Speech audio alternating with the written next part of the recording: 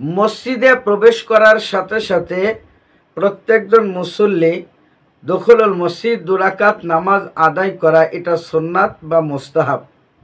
কিন্তু যদি এই নামাজ পড়ার সময় না পায় তাহলে তার বিকল্পে কোন দোয়া আছে, যেই দোয়া পড়লে অবশ্যই এই 2 রাকাত নামাজের স্থলাভিষিক্ত হবে।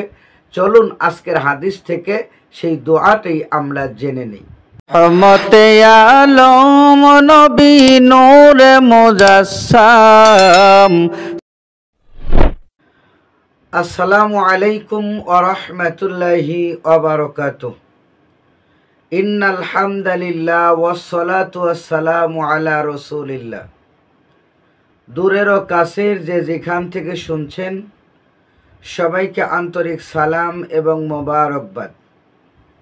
সম্মানিত দর্শক শ্রোতা, আমরা যখন নামাজ আদায় করার জন্য আল্লাহর ঘর মসজিদের মধ্যে প্রবেশ করি তখন আমাদের গুরুত্বপূর্ণ কিছু কাজ বা আমল আছে, যে আমলগুলা আমরা যদি সঠিক সময়ে আদায় করি তাহলে আল্লাহ পাক এর ফজিলত আমাদের দান করবেন।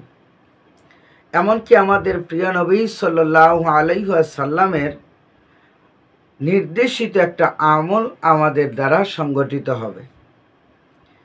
আর সেই আমল যদি না করি তাহলে তার বিকল্প কি কাজ আছে, বিকল্প কোনো দোয়া আছে কি না, সে ব্যাপারে রাসূলুল্লাহ সাল্লাল্লাহু আলাইহি ওয়াসাল্লামের হাদিস আজকে আমরা জানব।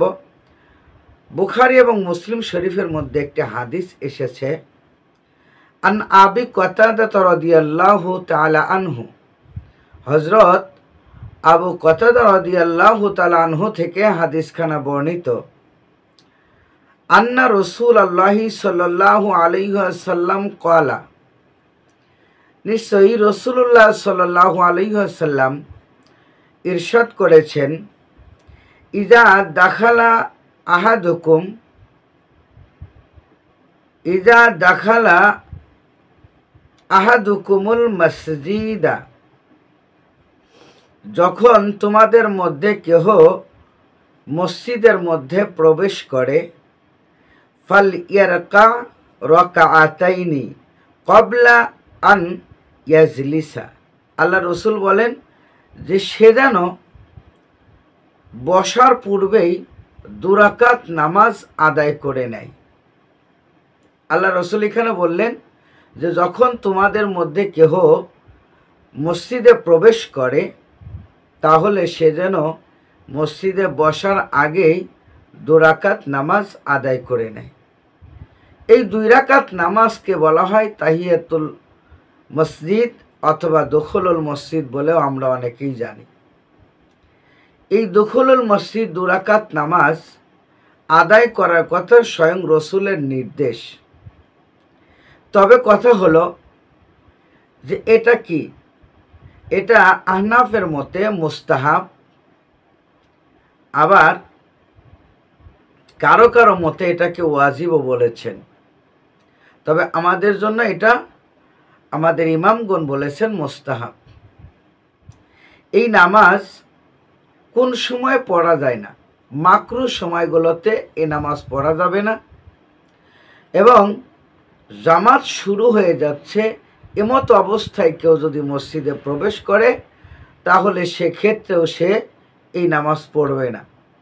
তবে যদি দেখে যে এটা মাকরু সময় অথবা জামাত শুরু হওয়ার সময়, তখন সে এই নামাজ থেকে বিরত থাকবে, তবে একটি দোয়া পাঠ করবে। দোয়াটি হলো সুবহানাল্লাহি ওয়ালহামদুলিল্লাহি ওয়া লা ইলাহা ইল্লাল্লাহু আল্লাহু আকবার লা হাওলা ওয়ালা কুওয়াতা ইল্লা বিল্লাহিল আলিয়্যিল আযীম। এই দোয়াটা পাঠ করাই উত্তম আমল হিসাবে পরিগণিত হবে। সম্মানিত ভাইয়েরা, এই দোয়া পড়লে ওই 2 রাকাত তাহিয়াতুল ওযু বা দখলুল মসজিদ যে আমরা নামাজ পড়ি, এই নামাজের স্থলাভিষিক্ত সওয়াব আল্লাহ পাক দান করবেন। সুতরাং আমরা অবশ্যই চেষ্টা করব এই নামাজ আদায় করার জন্য। যদি সময় না পাই তাহলে অবশ্যই এই দোয়াটি আমরা পাঠ করব। আল্লাহ পাক আমাদেরকে কবুল করুন, আমিন। ওয়া আখির দাওয়ানা আনিল হামদুলিল্লাহি রাব্বিল আলামিন। আসসালামু আলাইকুম ওয়া রাহমাতুল্লাহি ওয়া বারাকাতুহু।